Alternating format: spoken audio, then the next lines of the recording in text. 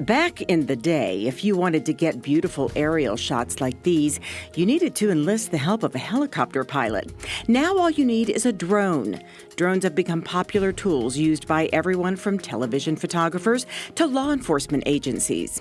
But they are also popular among people who purchase them for fun.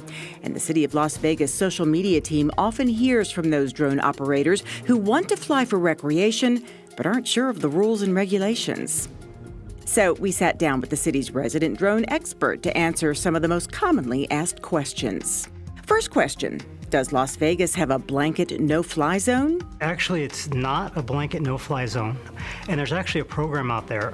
There are several different options, but there's a LANC authorization provider. It's through the FAA, and LANC stands for Low Altitude Authorization Notification Capability. A lot of words there, but basically what it is you can download this app and it will tell you where you can fly, the heights you can fly, and things like that.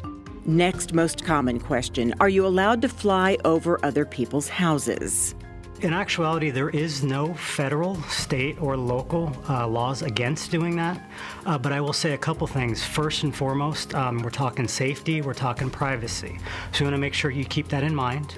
The other thing is if you're flying below 250 feet, you could have a property owner that has a problem with you flying over their property. So if they mention something about that, you definitely want to take heed to that warning. Marcus adds amateurs should not fly over moving vehicles or people for safety reasons.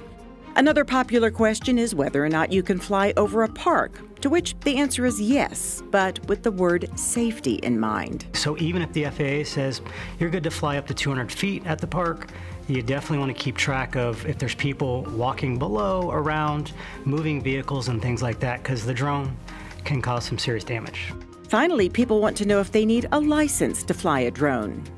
If you're a recreational pilot, you do not need a license, but the FAA is actually steering people towards their trust test, which stands for the Recreational Uncrewed Aircraft System Safety Test.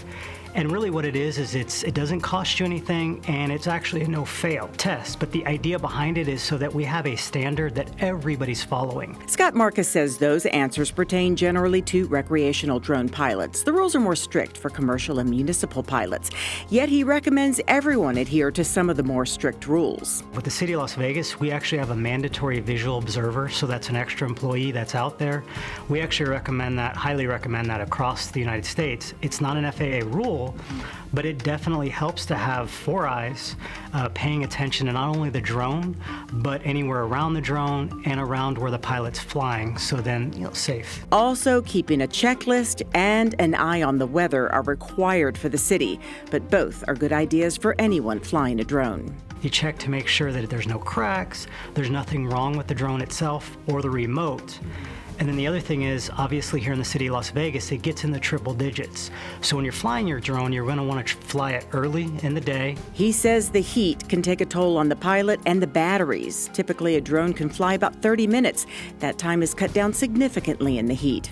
Bottom line, drones are now so commonly used for professional and recreational purposes, but to keep the pilot and anyone who happens to be on the ground beneath that drone safe, simple, common sense practices need to be followed.